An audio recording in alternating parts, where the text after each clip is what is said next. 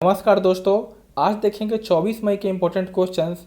आपको मज़ा आ रहा होगा ऐसा हमें आशा करते हैं। अगर आपको पसंद आ रहा है यह वीडियो सीरीज तो कृपया लाइक करें, अपने दोस्तों के साथ इसे शेयर भी करें। Question number 1, ways and means advances is a mechanism used by. तो यह एक मैकेनिज्म है, यह आरबीआई यूज करती है जब भी किसी सेंटर या स्टेट में अगर पैसे की कमी हो जाती है तो आरबीआई के पास यह मैकेनिज्म है जिसके कारण वह टेम्पोररी लेवल पर लिक्विडिटी इन्फ्यूज कर देती है सेंटर और स्टेट में। इसमें अभी बदलाव हुआ है, वेज एंड मीन्स एडवांसेस 60% से बढ़ा दिया गया है सेंटर के लिए भी और स्टेट के लिए भी, जिसके कारण अब ये जो लिमिट है बढ़ के सेंटर के लिए हो गया है 1.2 लाख करोड़ और स्टेट के लिए हो गया है 51,560 करोड़। आप ये याद रखना दोस्तों। अगर आपको ही बता दें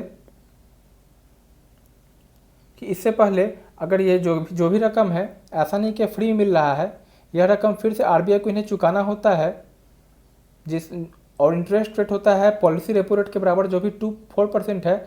और अगर इस लिमिट से एक्स्ट्रा पैसा लेते हैं तो इन्हें 2% और पैसा देना पड़ेगा आरबीआई को, टोटल मिला के 6% हो जाएगा। आप यह याद रखना, यह काफ़ी इंपॉर्टेंट कंसेप्ट है। बढ़ते हैं अगले प्रश्न की तरफ। Number 2, which of the following public sector bank has announced credit support for all its borrowers who have been affected by the COVID-19 pandemic। दोस्तों आप देख सकते हैं कि जो भी बोरोवर्स हैं उनको पब्लिक सेक्टर बैंक सपोर्ट कर रहे हैं। इसका आंसर तो है कैनेडा बैंक। बट क्या आप समझ सकते हैं कि आखिर बोरोवर्स को ही क्यों रिवार्ड किया जा रहा है? जो डिपॉजिट करते हैं डिपॉजिटर, उनको रिवार्ड क्यों नहीं किया जा रहा है? आपको एक और आपने अभी क्वेश्चन देखा होगा कि आईसीआईसीआई बैंक ने भी एक स्कीम लाई है जिसका नाम है golden years FD. Golden year means FD का सुनहरा साल। Golden year FD, FD means fix deposit. और इसमें सीनियर सिटीजन्स को 6.65% लगभग बेनिफिट दिया जा रहा है। तो यहाँ पे तो ठीक है, मीन्स फिक्स डिपॉजिट जो कर रहे हैं उनको थोड़ा मदद दिया जा रहा है और इसको गोल्डन ईयर से बोला जा रहा है एफडी के लिए। बट कैनरा बैंक वाले ऐसा क्यों कर रहे हैं कि बोरोवर्स को फ़ायदा दे रहे हैं, डिपॉजिटर्स को नहीं? आपको इसके लिए मैं थोड़ा डेटा बताऊं कि मोस्टली भारत में अभी जो डिपॉजिट की स्थिति है, लोग डिपॉजिट काफ़ी ज़्यादा कर रहे हैं तो डिपॉजिट प्लस में है।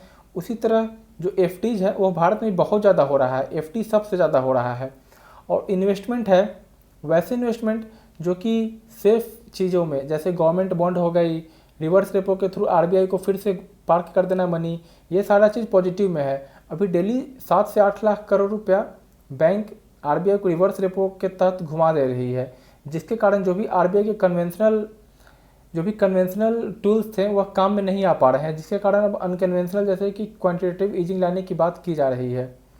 वहीं पे जो क्रेडिट क्रिएशन है, तो क्रेडिट क्रिएशन नहीं हो पा रहा है, यह नेगेटिव में है। कारण यह कि बैंकों का भरोसा टूट चुका है। बैंक एमएसएमई को लोन देना नहीं चाह रहे हैं, न ही एनबीएफसी को।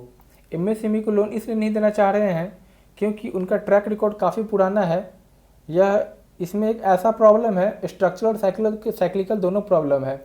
और वहीं एनबीएफसी को भी पैसा नहीं देना चाह रहे हैं क्योंकि जब से आईएलएफएस हुआ है, आपको पता होगा दोस्तों, आईएलएफएस एक हाउसिंग फाइनेंस सोसाइटी का बहुत बड़ा घोटाला था। इसमें जो भी 1 लाख करोड़ का घोटाला करके लोग भाग गए, तो इन पे भी भरोसा उठ चुका है। तो सरकार ने बैंकों को बोला कि जो भी पैसे वो दे रहे हैं कि उस पर गारंटी अब सरकार होगी, और इसको बोलते हैं क्रेडिट गारंटी स्कीम। इसमें सरकार ही गारंटी का भूमिका निभाएगी। और फिर उन्होंने बोला कि लगभग 3 लाख करोड़ रुपया आप एमएसएमई में घुमाइए, जो भी होगा पैसा डूबेगा या क्या होगा वो सरकार देखेगी। तो यह तरीका अच्छा है, बट ये केवल एमएसएमई के लिए है। एनबीएफसी के लिए भी सरकार को एक ऐसा ही योजना दिया जाना चाहिए, क्योंकि बहुत सारे जगहों पे एनबीएफसी ही है, बैंकिंग सेक्टर नहीं है। अगर एनबीएफसी में पैसे नहीं जाएंगे तो लोग फिर से साहूकार मनी लेंडर के चंगुल में फंस जाएंगे, जो कि अनरजिस्टर्ड होते हैं, जिसके कारण लोगों को काफ़ी दिक्कतें होंगी। मैं बता रहा था कि बोरोवर्स को ही फ़ायदा क्यों मिल रहा है, डिपॉजिटर को क्यों नहीं मिल रहा है। इसका कारण यही है कि जितनी ही बैंकें हैं, भारत की जो भी नीतियां हैं, भारत के लोग सेविंग पे ज़्यादा फोकस करते हैं, बोरोइंग पे कम। और दिक्कत की बात यह है, विडंबना यह है कि आरबीआई की जितनी ही पॉलिसी होती है वह बोरोइंग पे फोकस्ड है। आरबीआई की सारी नीतियाँ जो बोरो करते हैं मनी उन पे फोकस्ड है, बट देश में डिपॉजिटर की संख्या मीन्स अगर डिपॉजिटर डी है तो और बोरोवर बी है तो यह इंटू एक्स मीन्स इसके काफ़ी गुना है डिपॉजिटर। लेकिन जो नीतियाँ होनी चाहिए वो डिपॉजिटर इंक्लाइंड थोड़ा होना चाहिए, बट इसके पूरा उलट है, बोरोइंग इंक्लाइंड है। ऐसा इसलिए क्योंकि वेस्ट में भी यही फॉलो होता है, अमेरिका, यूएस, यूके में यही फॉलो होता है, लेकिन वहाँ का कल्चर अलग है। इसे मैं कभी आपको फिर डिटेल में बताऊँगा। अभी अगले क्वेश्चन पे चलते हैं। Question number 3, who has been appointed by the World Bank to a key position on climate change and disaster management in South Asia region recently. इसका सही आंसर है साथियों आभास झा। इसमें आप अरविंद सुब्रमण्यम को देख सकते हैं, ये जो पहले इकोनॉमिक एडवाइजर थे। Abhijit Banerjee Nobel prize winner है, इनकी पत्नी इथर डफलो, यह माइक्रो इकोनॉमिस्ट है, आप याद रखना, माइक्रो नहीं है, माइक्रो में डिफरेंस होता है, तो माइक्रो इकोनॉमिस्ट है। इसी तरह कौशिक बसु भी पहले भारत के एडवाइजर थे। इसका सही आंसर है Abhas Jha. Next question, India and dash added the Sonamura Daudkandi route on the Gomati river in Tripura and Rajshahi Dhulian राजशाही रूट। तो इसका सही जवाब है बांग्लादेश। बांग्लादेश के साथ मिलकर भारत ने गोमती नदी जो त्रिपुरा में है इसके ऊपर ये रूट तैयार की है। Next, union HRD minister Ramesh Pokhriyal Nishank has released 3 handbook name cyber security in pursuit of excellence and 21st century skills. तो आपको बताना कि इनका कॉन्स्टिट्यूंसी कहाँ है। यह है हरिद्वार में और यह काफ़ी अच्छे लेखक भी है। इससे पहले ही मैंने आपको बहुत सारे क्वेश्चनों में इसका आंसर बता रखा है। और इन्होंने हाल में ही एक साइकोलॉजी से रिलेटेड एक मनोदर्पण चालू किया था कि कोविड के कारण बच्चों को काफ़ी दिक्कत आ रही है, मनोविज्ञान का तंदुरुस्त रहे इसके लिए मनोदर्पण। IIT JEE और NTA के लिए, नीट के लिए इन्होंने एक NTA ऐप भी रिलीज किया है, नेशनल टेस्टिंग अभ्यास, जिस पे भी बच्चे एग्ज़ाम टेस्ट अपना मॉक दे सकते हैं। बढ़ते हैं अगले क्वेश्चन पे। 6, UN declares Khudol initiative of which state as one of the top 10 global initiatives to fight against COVID. The right answer is Manipur. Basically LGBT जो बोलते हैं, LGBT समूह, उनके लिए कोविड में खासा कोई मदद नहीं कर पा रहा है, तो मणिपुर के जो सरकार हैं उन्होंने आगे बढ़कर इसमें स्टेप लिया है। तो चूँकि LGBT के लिए हुआ एक स्पेशल कैटेगरी है, तो इस कारण UN ने इन्हें डिक्लेयर किया कि यह टॉप 10 के अंडर है। तो कुछ अलग करने पे ही नाम होता है।